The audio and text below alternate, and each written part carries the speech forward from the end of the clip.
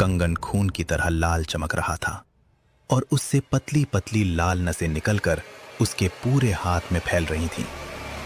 उसके चेहरे पर वही खौफनाक मुस्कान आ रही थी जो कबीर ने बरगद के नीचे देखी थी। सावन का महीना था। रात के लगभग 11:30 बज रहे थे। गांव नीमटोला पर बादलों ने ऐसा डेरा डाल रखा था कि रात का अंधेरा आम दिनों से कहीं ज्यादा जहरीला लग रहा था। आकाश में बिजली कड़कती तो एक पल के लिए पूरा गांव सफेद रोशनी में नहा उठता और अगले ही पल सन्नाटा इतना गहरा हो जाता कि इंसान को अपनी ही धड़कनें साफ सुनाई देने लगती। कबीर अपने पुराने स्कूटर को संभालते हुए गांव के आखिरी छोर पर बने काल तालाब की तरफ बढ़ रहा था। उसकी जेब में एक मखमली थैली थी जिसमें था अपने हाथों से गढ़ा हुआ चांदी का एक नाजुक कंगन। काल तालाब गांव की वो जगह थी जहां दिन में भी लोग अकेले आने से कतराते थे।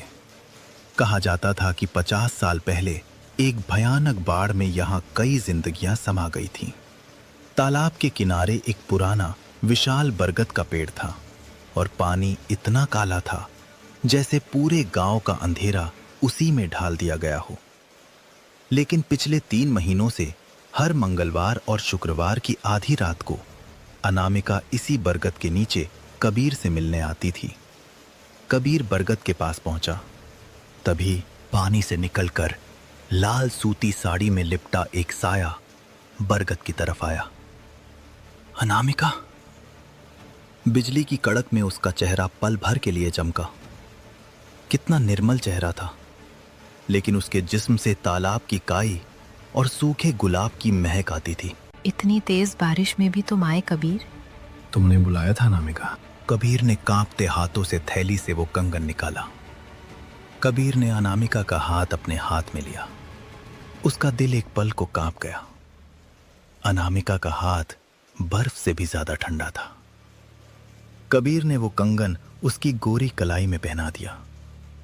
कंगन पहनते ही अनामिका के चेहरे पर एक रोंगटे खड़े कर देने वाली राहत छा गई और बोली, अब ये कंगन कभी मेरे जिस्म से अलग नहीं होगा कबीर, कभी नहीं। कबीर ने हिम्मत जुटाकर कहा, अनामिका, कल सुबह मैं अपने चाचा को लेकर तुम्हारे घर रिश्ता मांगने आ रहा हूं।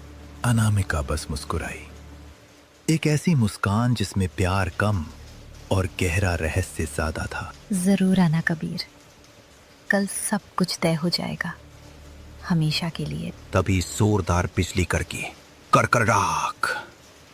कबीर की आंखें चौंधिया गईं। जब उसने आंखें खोली तो बरगद के नीचे कोई नहीं था, सिर्फ तालाब के पानी में लहरें उठ रही थीं। अगली सुबह बारिश थम चुकी थी। कबीर अपने चाचा को लेकर अनामिका के पिता रूप सिंह की 2 मंजिला हवेली पहुंचा। उसका दिल खुशी से झूम रहा था। हवेली में अजीब सा सन्नाटा था। जब कबीर ने रूप सिंह के सामने अपनी और अनामिका के प्यार की बात की तो रूप सिंह का चेहरा फक पर गया। उनकी आंखों में अविश्वास तैर गया। तू पागल हो गया लड़का, कल रात मेरी बेटी से मिला था। रूप सिंह कांपती आवाज में बोले और उसे एक अंधेरे ठंडे कमरे में ले गए। कमरे में चारों तरफ वेंटिलेटर और हार्ट मॉनिटर की मशीनें लगी थीं और बेड पर लेटी थी अनामिका। कबीर के होश उड़ गए। बेड पर लेटी अनामिका का शरीर बेहद कमजोर था। आंखें बंद थीं और मुंह पर ऑक्सीजन मास्क लगा था। रूंधे गले से रूप सिंह ने बताया, 6 महीने पहले सावन की पहली बारिश में अनामिका गाड़ी फिसलने से काल तालाब में गिर गई थी। जब तक निकाला गया, डॉक्टरों ने कह दिया कि इसका दिमाग मर चुका है, ब्रेन डेड। ये 6 महीने से इसी कमरे में इन्हीं मशीनों के सहारे बेजान लेती है। इसने इस कमरे की चौखट पार नहीं की। 6 महीने से कोमा में? तो फिर पिछले 3 महीनों से मुझसे कौन मिल रहा था? किसकी कलाई को मैंने छुआ था? नहीं नहीं, ये झूठ है। बेड पर पड़ी अनामिका के हाथ से चादर हटाई।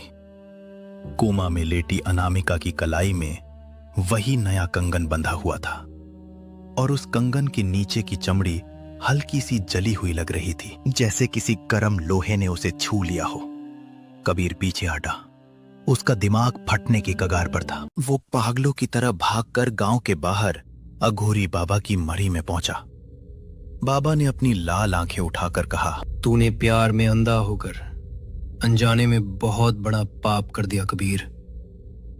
50 साल पहले उस तालाब में डूबकर मरी एक औरत की आत्मा जल छलावा बन चुकी थी।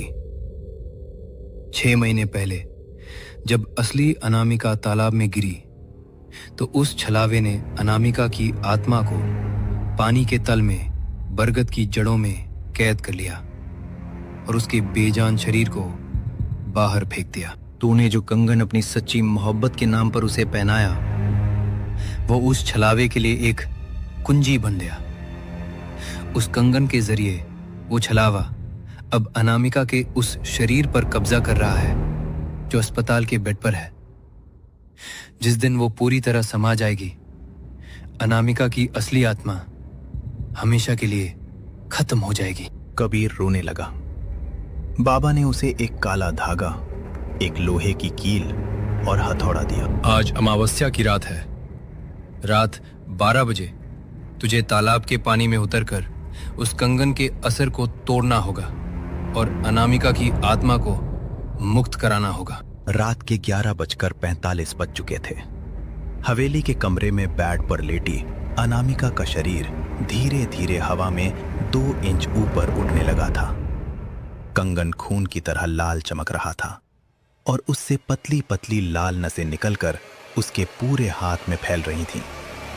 उसके चेहरे पर वही खौफनाक मुस्कान आ रही थी जो कबीर ने बरगद के नीचे देखी थी। समय कम था। कबीर लोहे की कील और हथौड़ा लेकर काल तालाब पहुंचा और सीधे काले पानी में छलांग लगा दी। पानी के गहरे अंधेरे में उसने देखा अनामिका की असली आत्मा पारदर्शी साए की तरह बरगद की जड़ों में जकड़ी हुई थी। कबीर उस तरफ बढ़ा। तभी पानी के अंदर उबलती लहरों से एक भयानक काली आकृति बनी। छलावे ने कबीर की गर्दन दबोच ली। कबीर का दम घुटने लगा, लेकिन जड़ों में फंसी अनामिका की तड़प देखकर कबीर के अंदर सच्चे प्यार की ताकत जागी। उसने अपनी पूरी ताकत से वो लोहे की कील छलावे के सीने में घोंप दी। पानी में भयानक धमाका हुआ और छलावा दर्द से चीख उठा। कबीर ने हथौड़े से उन जड़ों पर वार किया। जड़ें कट गईं।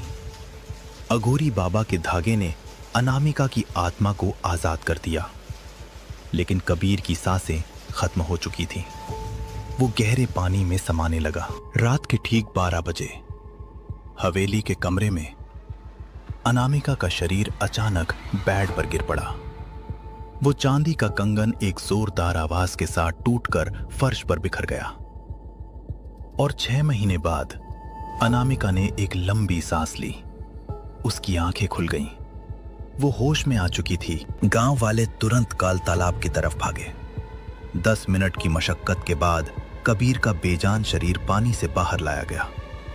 कबीर अपनी जान देकर अपनी मोहब्बत को मौत के मुंह से छीन लाया था। 3 दिन बाद अनामिका लाठी के सहारे कबीर की समाधि पर पहुंची और फूट फूट कर रोने लगी। तभी हवा का झोंका आया। जहां कंगन गड़ा था वहां मिट्टी से एक लाल गुलाब खिलाया। अनामिका मुस्कुराई। वो फुसफुसाए लहजे में बोली, तुमने अपनी अनामिका को बचा लिया कबीर, लेकिन क्या तुम्हें सच में लगता है कि जो वापस आई है वो सिर्फ अनामिका है?